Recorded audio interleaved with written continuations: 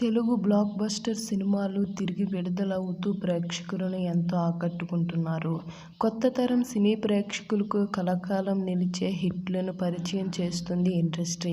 అయితే మే 2025న పాత తెలుగు సినిమాలు ఎండితెరపైకి తిరిగి వస్తున్నాయి.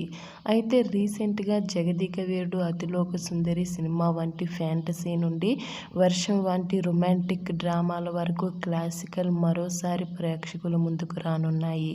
ఈ సినిమాలను మేలో థియేటర్లలోకి వచ్చి తప్పక చూడవలసిన తెలుగు రిలీజ్ సినిమాలు ఏంటో మనం ఈ వీడియోలో తెలుసుకుందాం.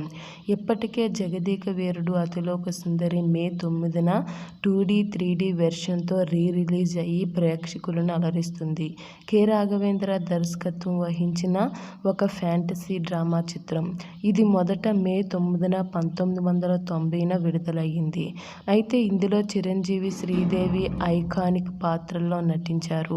ఈ సినిమా విడుదలయ్యి 35వ వార్షికోత్సవం సందర్భంగా ఈ సినిమాను 2025లో థియేటర్లలో తిరిగి విడుదల చేశారు.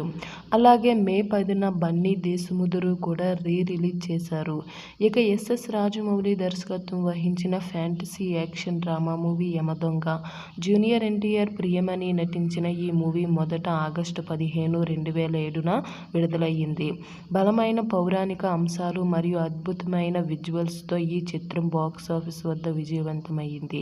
ఈ సినిమాతో ఎన్టీఆర్ మంచి ఫ్యాన్ ఫాలోయింగ్ సంపాదించుకున్నాడు.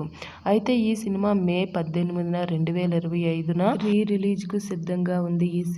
అయితే ఈ సినిమాతో పాటు ప్రభాస్ నటించిన వర్షం మూవీ, శోభన్ దర్శకత్వం వహించిన ఈ రొమాంటిక్ యాక్షన్ డ్రామా చిత్రం. ఇందులో ప్రభాస్, త్రిష, కృష్ణన్ హీరోయిన్లుగా నటించడం జరిగింది.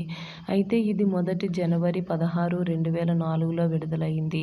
ప్రభాస్ కెరియర్లో ఒక మలుపు తిప్పిన సినిమా ఈ సినిమా. ఇది మే 23న 4K వెర్షన్లో రిలీజ్ చేయనున్నారు మేకర్స్.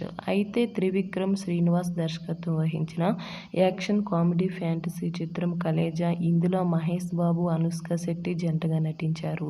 ఈ చిత్రం మొదట అక్టోబర్ 7, 2010న విడుదలైంది.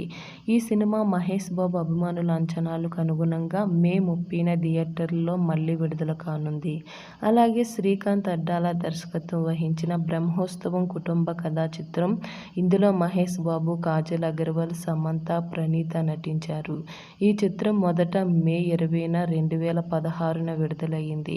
సాంప్రదాయ భారతీయ సెటప్లో సంబంధాలు, కుటుంబ విలువలు, స్వీయ ఆవిష్కరణ చుట్టూ తిరుగుతుంది ఈ కథ. అయితే ఈ చిత్రం విడుదలైనప్పుడు మిశ్రమ స్పందన పొందినప్పటికీ దీనిని కూడా మే 30న తిరిగి విడుదల చేస్తున్నారు. మీకు పాత సినిమాల్లో బాగా ఇష్టమైన సినిమాలు ఏంటో కామెంట్ చేయండి. అలాగే ఈ వీడియో నచ్చితే లైక్ చేయండి. మా ఛానల్ని సబ్స్క్రైబ్ చేసుకోండి.